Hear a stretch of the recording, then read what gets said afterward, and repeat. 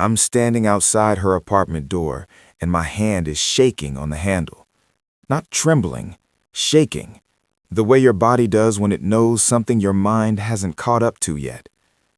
Maria is behind me, close enough that I can feel the warmth of her breath near my ear, and I can smell her perfume, something floral that doesn't belong in this moment at all. Through the door, Sophia's voice cuts through the wood like it's nothing, like the door isn't even there, like a pet that just comes when you call. I hear her say it. Every word lands with the precision of someone who's thought about this, someone who's rehearsed these exact syllables in her head until they sound effortless. My fingers tighten on the handle, brass, cold, and I notice the temperature of it because everything else has gone numb. He's got no skills, no personality. Getting engaged to him is beneath me. The handle feels like it weighs nothing now, or maybe my hand has stopped working entirely. I'm not sure. Maria's hands are suddenly on my ears, covering them, her palms warm and a little sweaty, and she's whispering something urgent, something about Sophia being drunk, something about not listening, but it's too late. The words are already inside me, burrowing into the place where I've kept 17 years of memories, the place I thought was safe. I've been blocked for a year, blocked on my phone, blocked on every social media account I have, which isn't many because I've never really needed them. Sophia was always the only person I wanted to talk to anyway. The security guards at her company have my photo. I know this because one of them looked genuinely apologetic when he turned me away the third time I showed up, and that apologetic look told me everything, that this wasn't a misunderstanding, that she'd made it very clear that I was the problem. I've spent 365 days trying to understand why. 365 days constructing elaborate explanations in my head. Maybe she's scared. Maybe she's protecting me from something. Maybe our families pushed too hard and she needed space to breathe. I built entire narratives around her silence, stories where she still cared, where this was temporary, where we'd laugh about it someday. A pet.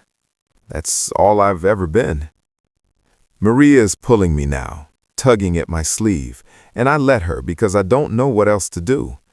My feet move backward, one step, then another, and I'm turning away from the door when it opens. Sarah stands there, confused, delighted to see me, completely unaware that the world has just rearranged itself into something unrecognizable.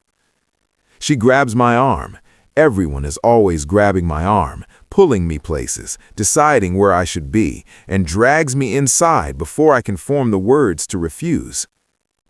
The apartment is full of people, Sophia's friends, our friends, though I'm realizing now they were never really our friends. They were hers, and I was just there, orbiting. The furniture is expensive, minimalist, the kind that looks uncomfortable because comfort was never the point. Everything in Sophia's life is curated like this, intentional, including me, especially me. Sarah is talking, her voice bright and insistent, saying something about misunderstandings and sharp tongues and kind hearts, and I'm sitting across from Sophia now, watching her hand on her glass. Her knuckles are white. The glass is sweating, condensation running down the side, and I watch a single drop make its way from rim to base, slow, inevitable. She won't look at me. I've been waiting a year for her to look at me, and now that we're in the same room, she won't. Her jaw is tight. There's a muscle in her cheek that twitches once, and I know that twitch. I've known it since we were children. It means she's angry. At me. Still at me. Maria catches Sarah's eye and shakes her head, some silent communication I'm not part of, have never been part of.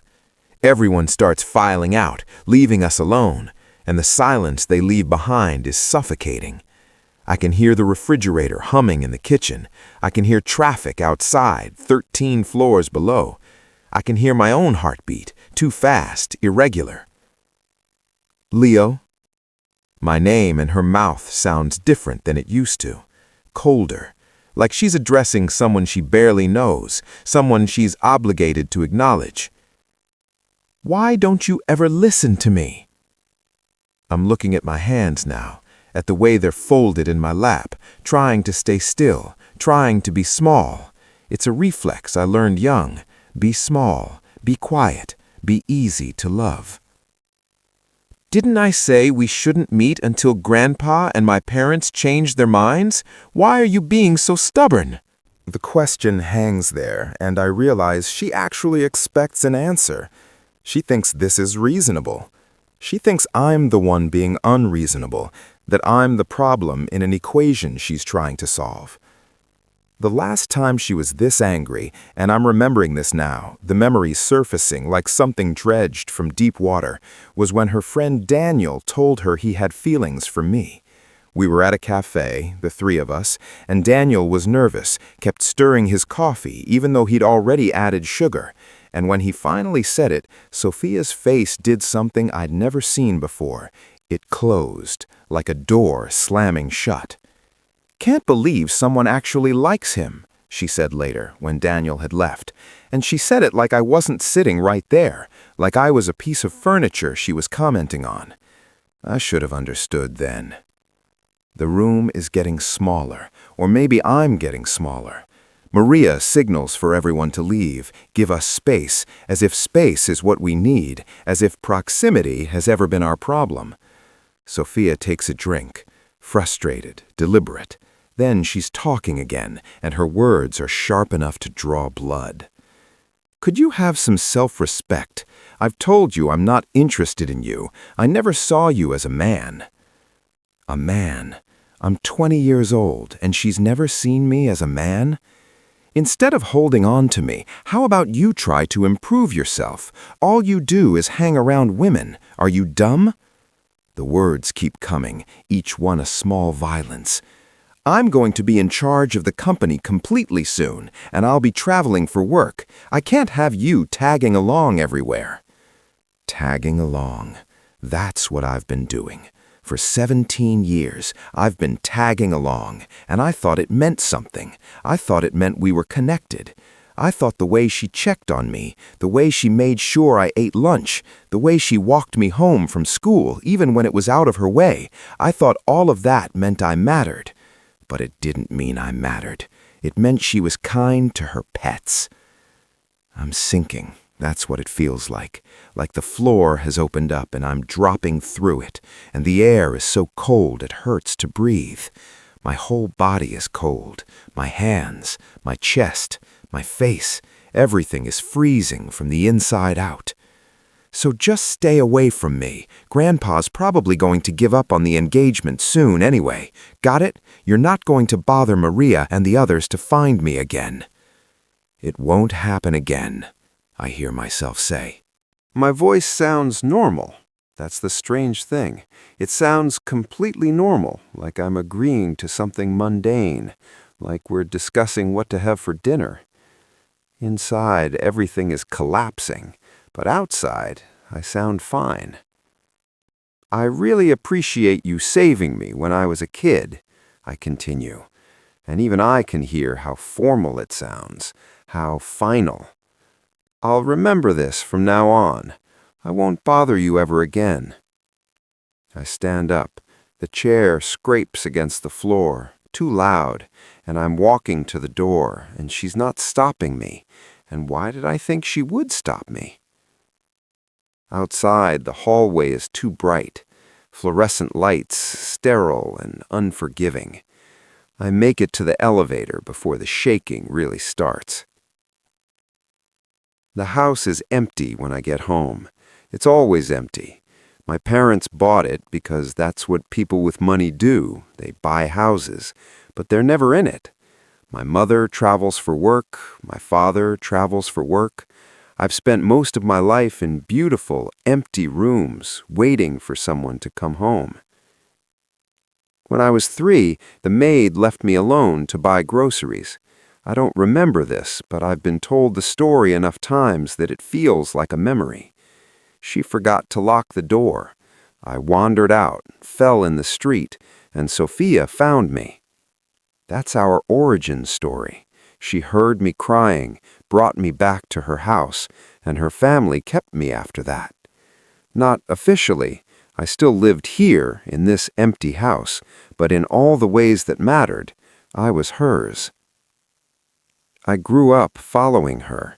Same elementary school, same middle school, same high school, same college. When older kids picked on me for being quiet, for being alone, Sophia taught me how to fight back. Not physically. She taught me how to use words, how to stand tall, how to look someone in the eye and refuse to flinch. She was more present than my parents ever were. She was my entire world. And I was her pet. Italy is louder than I expected. The streets are narrow and chaotic. People talking with their hands, the air smelling like coffee and exhaust and something baking. I find an apartment, small and ancient, with shutters that stick, and a landlord who speaks exactly 3 words of English. It's perfect. For the first time in my life, no one knows who I am. No one expects anything. I can walk down the street and be nobody, just another foreign student trying to figure out the bus system. I get robbed twice in the first month. Once in broad daylight, someone on a motorcycle snatching my bag as I'm crossing a piazza. And once at night, a guy with a knife who seems almost apologetic about it. After the second time, I find a self-defense class. The instructor is a woman in her 50s with arms like steel cables and a no-nonsense attitude that reminds me of nobody I've ever known. She doesn't coddle. When I mess up a move, she tells me exactly how I messed up and makes me do it again. There's no pity in her eyes when she looks at me, no special treatment.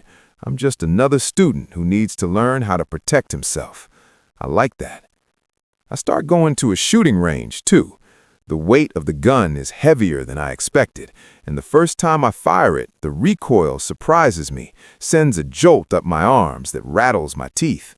But I keep going back. There's something meditative about it, the focus required, the way the world narrows down to breathing and aim, and the moment between deciding and doing. 2 months in, Maria calls. "Leo, why didn't you tell us you were in Italy?" Her voice is familiar and wrong at the same time, like hearing a song you used to love in a language you don't speak anymore. "Just needed a break," I say. "Clear my head, abroad. It's just for a few months." "How's life there? Is it safe where you're staying?" "Everything's great, really safe." We both know I'm lying. She knows because she's known me since I was a child, and I know because I can hear the way she's choosing her words, trying not to push too hard. "Maybe you should tell Sophia," she says carefully. "She has some friends there who could help." "No need. I'm all good." There's a pause, long enough that I almost think the call is dropped. "Okay, well, if anything comes up, you can reach out to me, or, your sister." Your sister. The words taste wrong in my mouth, like food that's gone bad, but you can't quite identify what's wrong with it.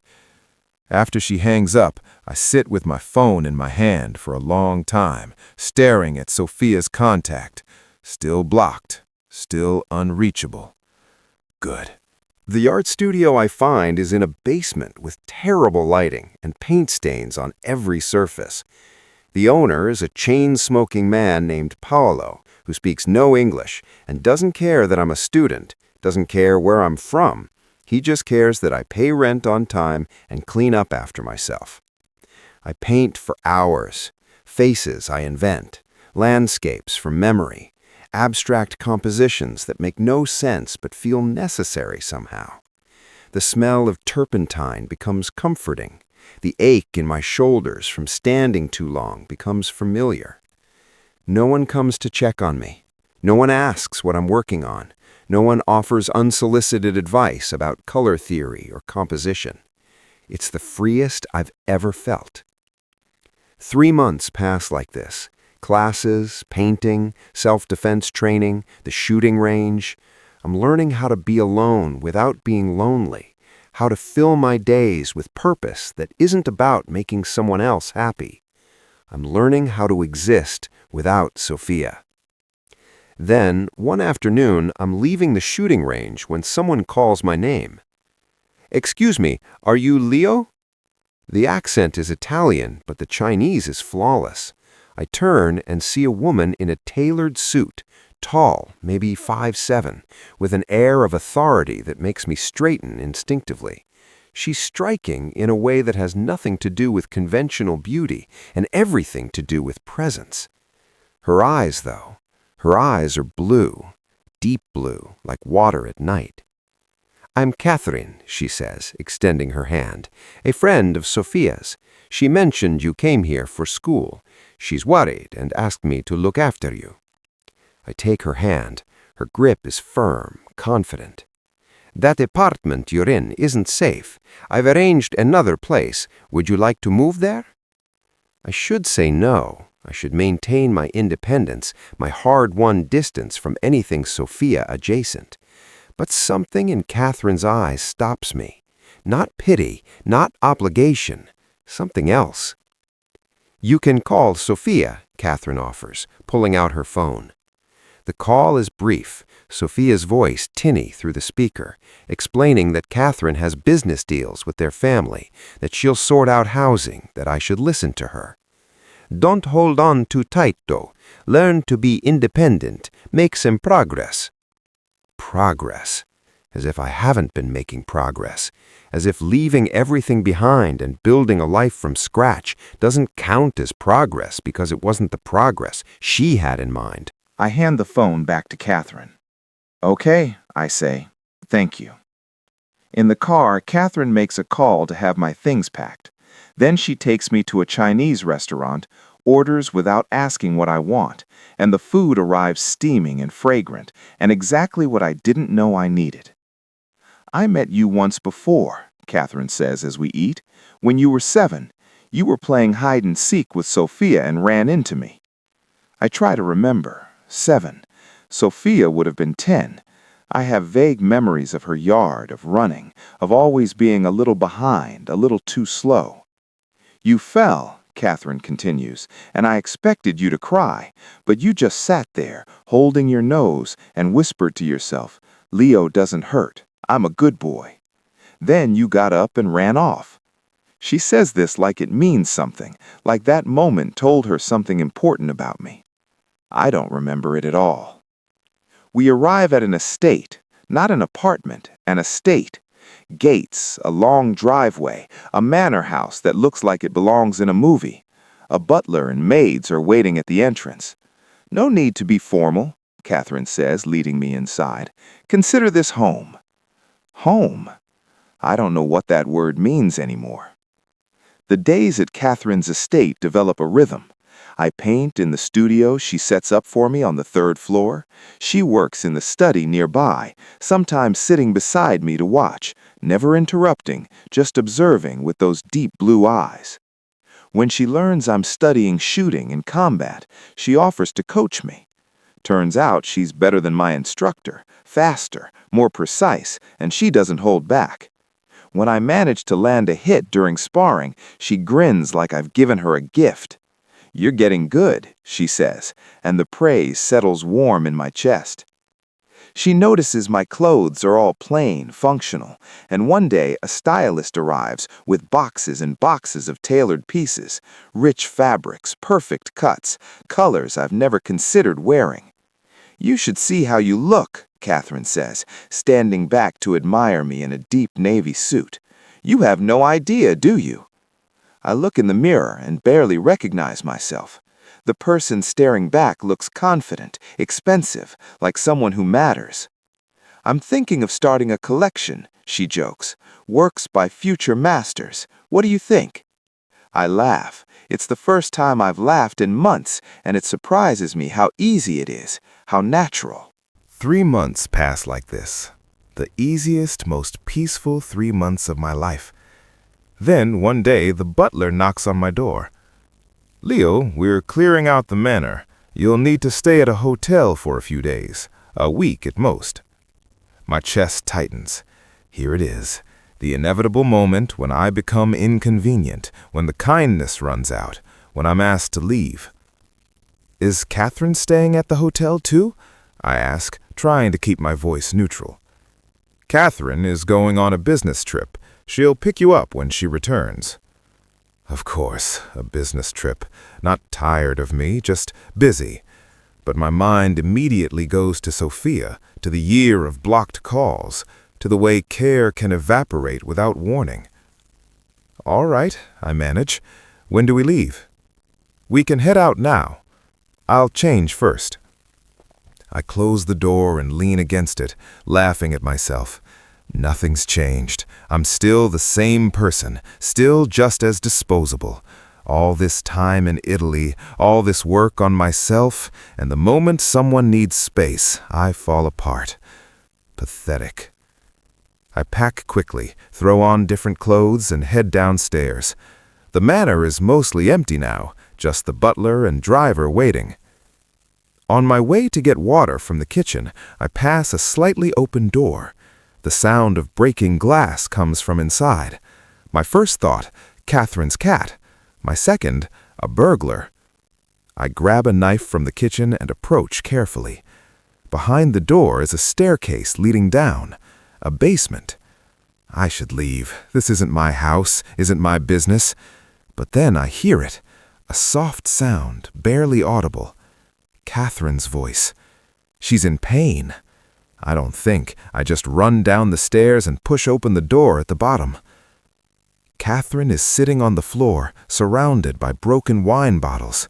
She's holding a shard of glass in her right hand. Her left hand is bleeding. "Catherine?" She freezes, turns to look at me. Even now, even like this, she manages a smile. "Leo, how did you find this place? Didn't the butler take you out?" She's trying to sound normal, but her hand is shaking. "Should I leave?" "Don't go." Her voice breaks on the words. "I won't harm you. Don't be afraid. I just had a nightmare and couldn't sleep. Leo, could you keep me company for a bit?" I find the butler, tell him I'm staying. He sighs, says something about Catherine's mother's death anniversary, about bad memories, but I'm already walking away to get the medical kit. Back in the basement, I help her to the bed and clean her wound. She doesn't explain, and I don't ask. We just sit together, reading, watching movies on a tablet, existing side by side in silence. 3 days pass like this. By the end, whatever demons Catherine was fighting seemed to have quieted. She leads me out of the basement, and neither of us mentions it. But something has shifted between us. Some mutual recognition of damage, of survival. "Leo, could you do me a favor?" I'm in the studio, finishing a painting, when Catherine appears beside me. She has that playful smile, the one that makes her look younger. "Of course," I say. "What do you need?" "I want to invite you to my Aunt Beatrice's dinner party. She keeps trying to set me up with suitable young men, and it's exhausting. But if I bring you as my date, she might finally back off." A date. She wants me to be her date. "I'll do it," I say, not even needing to think about it. The morning of the dinner, Catherine brings me a suit, custom-made, black, elegant. A stylist arrives to do my hair. When I see myself in the mirror, I barely recognize the person looking back. I look older, sophisticated, like someone who belongs in Catherine's world. I hold the railing as I walk down the stairs. Catherine looks up from the couch, and when she sees me, her eyes widen. She climbs the stairs quickly, stops 1 step below me, and extends her hand. "With this handsome prince, care to join me at the dinner?" I laugh. Pretty childish, honestly. But I take her hand. She doesn't move. I look up, confused. "Leo, that was the first time you've smiled since coming here. Do you know why I picked that suit for you?" I shake my head. "Don't let people's poor vision bring you down. You're already beautiful, inside and out." The words settle in my chest like stones in still water. Beautiful. No one has ever called me beautiful before. The dinner is elegant, expensive, full of people who look like they've never worried about money a day in their lives. Lady Beatrice adores me, and the supposed suitors never materialize. After the opening dance, Catherine invites me to the dance floor. "Seems like your charm really isn't working," I tease. "You promised I'd be your shield, but it didn't feel necessary." She looks down at me, and her eyes have that intensity again, that focus that makes me feel like the only person in the room. "I want to be a gardener," she says softly, still holding me close, "nurturing a flower until it blooms, then cherishing it for life until it fades away." Her grip tightens around my waist. "Sorry," she adds, but she doesn't loosen her hold. "I got a bit carried away." "Catherine, didn't you leave school early to study abroad? That confession was so cheesy." The song ends. I step back from her grasp. She doesn't let me get far. She grabs my arm and starts walking, pulling me with her. People gasp around us as we leave the ballroom, cross the manor grounds, get in the car. The drive home is silent, charged. When we reach the estate, she pulls me out of the car and through the house, not stopping until we're standing in the middle of the garden. The gentle mask is gone. "Leo, you didn't reject me."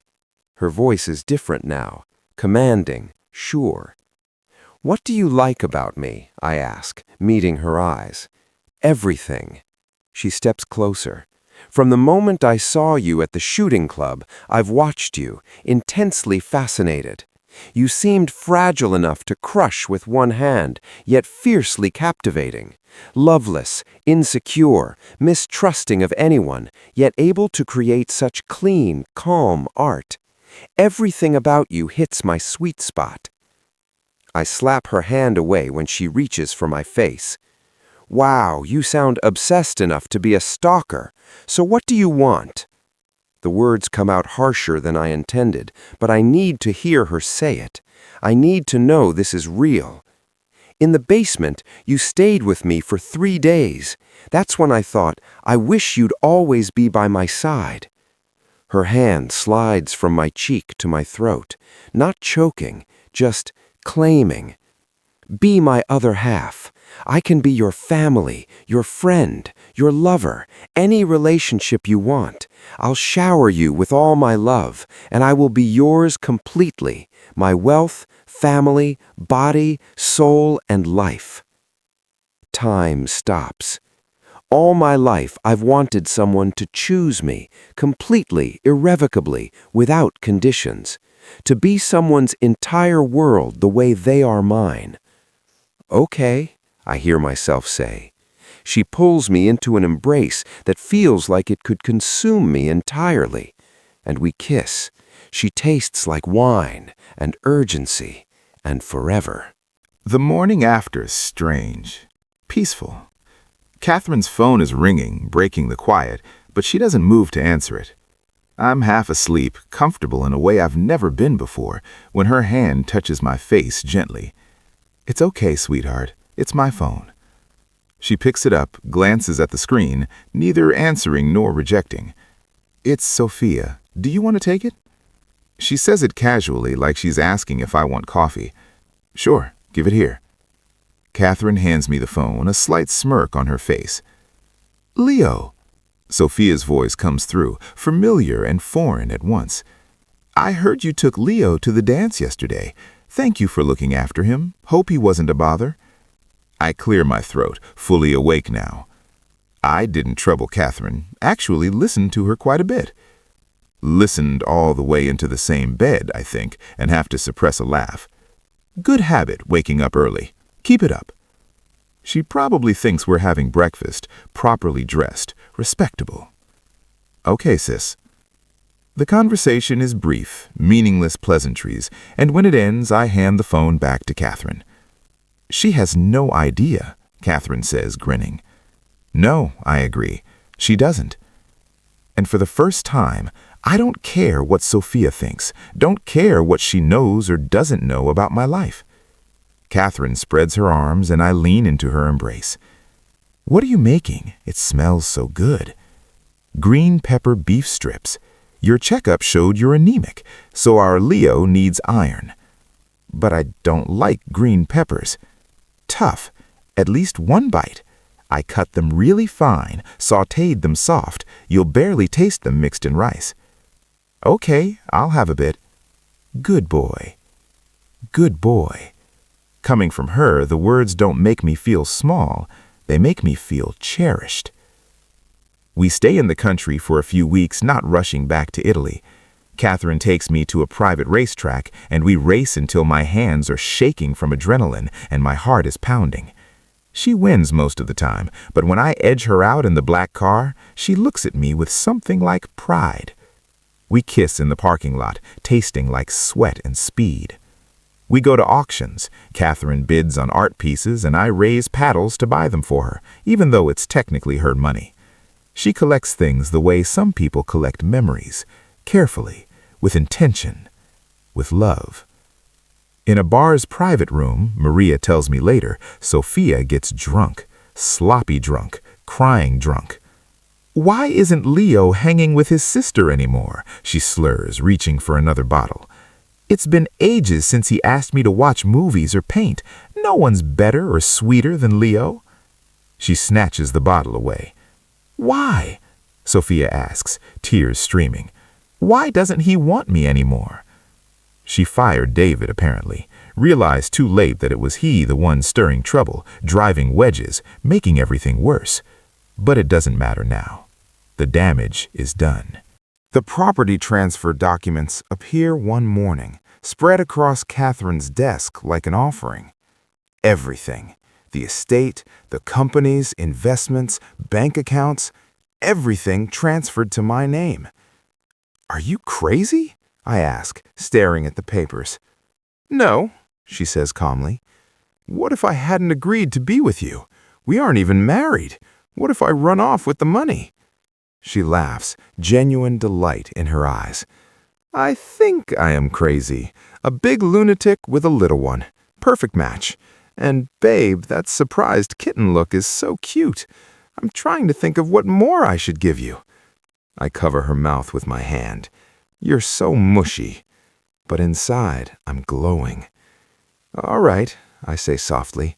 I guess I've got to take care of the woman I chose. Leo, she whispers, resting her head on my neck. This is our home now. I look around the study, at the sunlight streaming through the windows, at the art on the walls, at this life we're building together. Okay, I respond. We have a home now. A week before Sophia's grandfather's birthday, my mother calls. Leo, when are you coming home? Her voice is clipped, businesslike. She sounds the way she always sounds, distracted, like I'm a task on a list she needs to check off. 5 months, I say. Sophia's grandfather is having a birthday party next week. You should come. All right. Are you having issues with Sophia? No. Then why are you bothering me with this stuff? Don't call me for small matters. She hangs up before I can respond. Catherine strokes my hair, gentle, understanding. I don't think I feel sad anymore, I realize. It's true. I don't even care why she dislikes me. Catherine turns my face toward hers and kisses my forehead. Good boy. The birthday party is exactly what I expected. Too many people, too much noise, too many expectations hanging in the air like expensive perfume. Catherine gets pulled into conversations immediately, business associates and family friends who want her attention. I slip away to a quiet corner with a glass of wine, content to observe. Leo! I recognize the voice before I see him. David. Still dressed too expensively for someone of his actual status, still wearing that smug expression that makes me want to punch him. Didn't think you'd be back, he says, sitting beside me uninvited. Thought you'd finally have some dignity and leave Sophia alone. He's trying to provoke me. I can see it in the way he leans in, the way he enunciates each word carefully. A man should have some dignity, he continues, not stick right glue to the Liu family. You have no idea how much Sophia's mom looks down on you. A child born but not raised by a mother. The engagement was just to save face for the old man. You're just a sideshow. I'm the man fit to stand beside Sophia. I stare at my wine, watching the light refract through the deep red liquid. A year ago, these words would have destroyed me. 6 months ago, they would have made me question everything. Even 3 months ago, they might have hurt. Now they're just noise. I stand, planning to walk away. Oops! David's voice rises in fake surprise, and suddenly my wine is all over his shirt. He knocked it out of my hand deliberately, I realize, made it look like an accident. Leo, he says loudly, drawing everyone's attention, I've got no inappropriate feelings for Sophia. No need to see every guy around her as a threat. The room goes quiet. Everyone's watching now. Sophia appears with her grandfather, her mother following behind. She takes one look at David's stained clothes and shoots me a disapproving look. Leo, what are you up to again? I haven't said a single word, haven't defended myself, and already I'm guilty. It's grandfather's birthday, Sophia's mother adds, and you're not even engaged yet. You can't start causing trouble here. Jealousy with no regard for occasion is so petty. Even Sophia's grandfather frowns, tapping his cane. Leo, you better go home and think about what you've done. I'm opening my mouth to respond, to try to explain, when Catherine appears at my side. Her expression is serious, protective. It's fine, I say softly, squeezing her hand. I've got this. Then I pull out my phone. Not the phone itself, the voice recorder app I've had running since David sat down. Old habits. When you grew up being blamed for everything, you learn to protect yourself.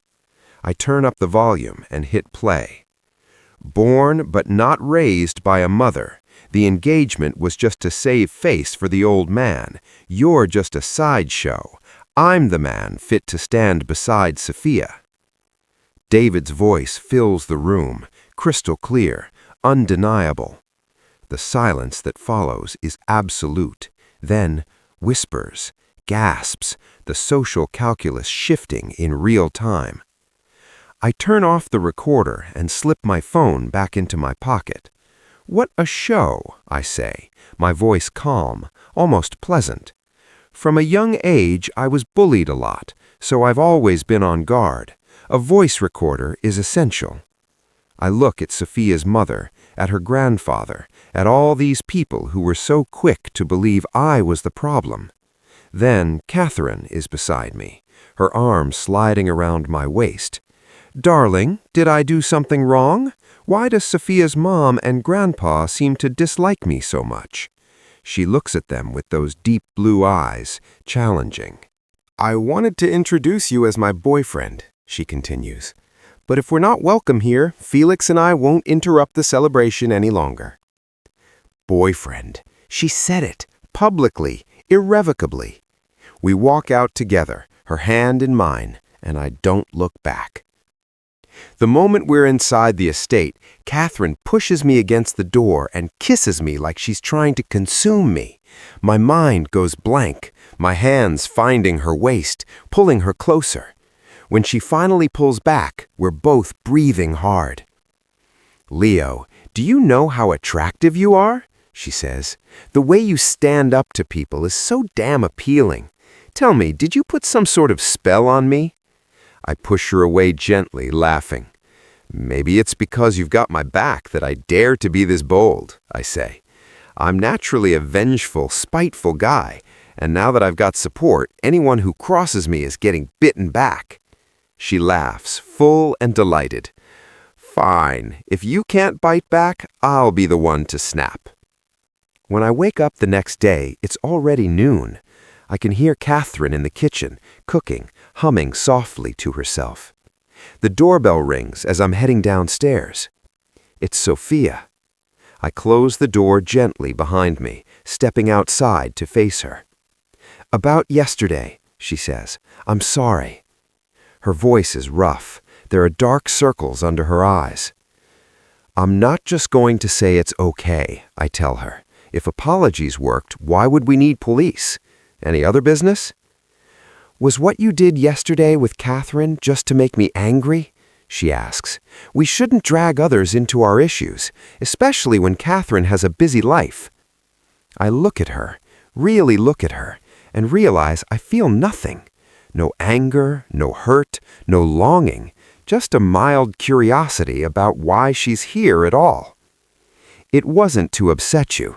Catherine's my girlfriend. She's not a stranger. She's family now." Sophia freezes. Her eyes widen. "You and Catherine? Do you even know what you're doing? She's 3 years older than me." "Yeah, she's only 6 years older than me. That age difference is normal. She doesn't treat me like a kid." "No," Sophia grabs my arm. "You don't understand." I try to pull away, but her grip is surprisingly strong. "Do you know her family isn't normal? Her mom was driven to her death by her dad. He was an obsessive control freak who kept her mom at home for 10 years. Her mom developed severe depression. One moment she was waving to Catherine from downstairs, and the next she jumped, died right in front of her." The words spill out, desperate. "Catherine saw her mom die with her own eyes. Her dad's a control freak, and she is too. Do you know the darkness of her methods in Italy? Anyone who betrays her faces terrifying consequences." Sophia is almost crying now, shaking my shoulders. "How dare you?" "I know," I say quietly. She stops, confusion replacing desperation. "I know, sis. I felt it the moment I met her." I move her hands from my shoulders, gently but firmly. She'd decide things for me, what to eat, where to go, how to manage time between school and hobbies, everything perfectly arranged. Later, I had to report who I met, what time I'd be home, but isn't that what I wanted? Sophia is staring at me like she doesn't recognize me. A control freak and a dependent personality, a perfect match. She never minded me clinging to her or me being a loner. She'd make choices for me when I couldn't. I used to dream of someone who'd center their world around me, control me, love me, give me a sense of security. I take a breath, meeting Sophia's horrified gaze. Life's short. Since I've met someone who fits me so well, why should I struggle to change? Besides, we're getting better. She changed my strict schedule to let me sleep until I'm rested. She encourages me to do whatever I want, and even if I stumble, she's there to catch me. My voice softens. My dependence gives her a sense of belonging. She's not that cold business person anymore, not the person hiding in a basement, hurting herself. We're home to each other. Sophia's face is wet with tears. "Sis, I clung too much to you. I might have been a burden. I get that now. But I'm grateful for the care you gave me since I was little." I step back, creating distance. "I really won't bother you ever again." I watch her leave, watch her shoulders shake as she walks away, and I feel nothing. Relief, maybe. The closing of a chapter. When I turn around, Catherine is standing in the doorway, not hiding, not eavesdropping, just waiting. She opens her arms, and I walk into them. "What are you making? It smells so good." "Green pepper beef strips. Your checkup showed you're anemic." But I don't like green peppers. Tough. At least one bite. I cut them really fine. Okay, I'll have a bit.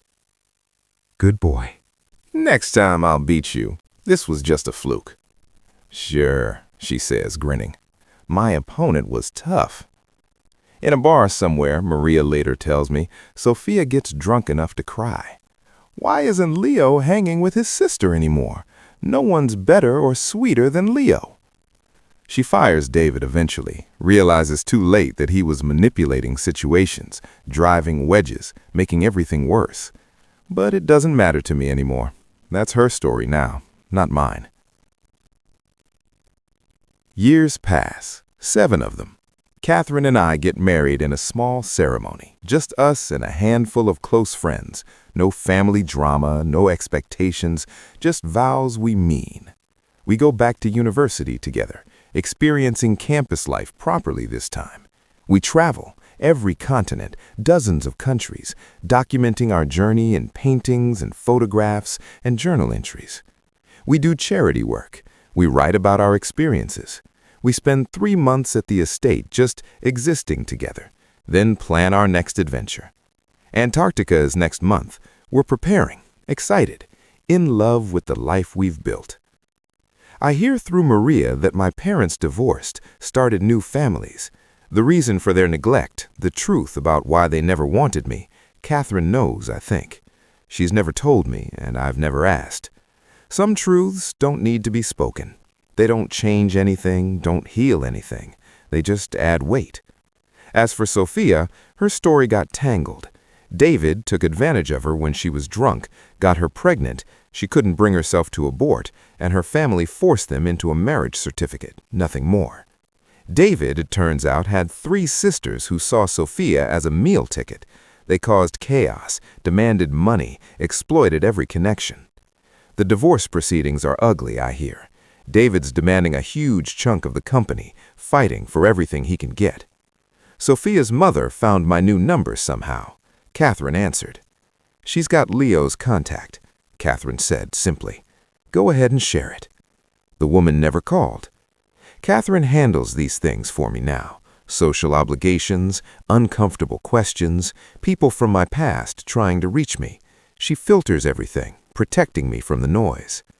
This morning, I wake to Catherine watching me, that same look of wonder in her eyes that she had on our first morning together. Good morning, she whispers, kissing my forehead. 7 years married, and she still looks at me like I'm precious. She's picking out clothes for me to wear, matching purple outfits because it's wisteria season, and she has a vision for how we should look walking through the garden. I let her choose. I like when she makes decisions like this, when she shapes our day with her particular brand of loving control. Good morning to a brand new day, she says. My other half. My other half. Not her pet, not her burden, not someone she tolerates. Her other half. I reach for her, pull her close, breathe in the scent of her. Coffee and expensive shampoo and home. Good morning, I say back, and I mean it. Every morning with her is good. Every day is the life I dreamed of when I was a kid, sitting alone in an empty house, waiting for someone to come home. Catherine came home, and she brought me with her.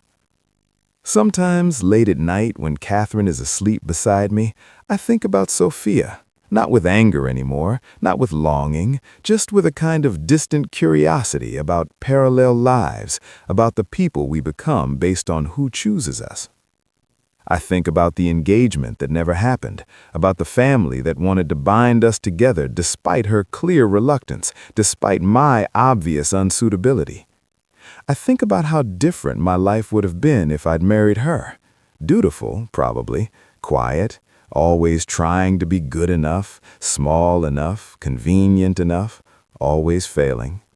Instead, I'm here, in this bed, in this house, in this life where someone looks at me and sees everything, my damage, my neediness, my sharp edges, and loves me not despite those things, but including them. Catherine's arm is thrown across my chest, heavy with sleep. She mumbles something incoherent, burrowing closer. and I hold her tighter. This is what home feels like, I realize. Not a place, not a family name, not the house you grew up in. Home is the person who sees you completely and stays anyway. Home is the person whose control feels like safety instead of suffocation. Home is Catherine, sleeping beside me, her heartbeat steady against my ribs. I close my eyes and let sleep take me, peaceful in a way I never was before. No anxiety, no hypervigilance, no waiting for the other shoe to drop. Just this. Just us. Just home. Tomorrow we'll wake up and Catherine will hum while she cooks breakfast. She'll pick out my clothes and kiss my forehead and tell me I'm her good boy. And I'll let her, because that's what love is. Letting someone care for you in the ways they know how, in the ways that fill the hollow places. Tomorrow we'll plan our trip to Antarctica, argue playfully about what to pack, make love in the afternoon when we should be working. Tomorrow will be good because she's in it. But right now, in this moment, I'm just grateful. Grateful for the woman who saw a broken boy at a shooting range and decided he was worth putting back together. Grateful for the love that doesn't ask me to be anything other than exactly what I am. Grateful that I had the courage to leave so I could learn what it felt like to be chosen.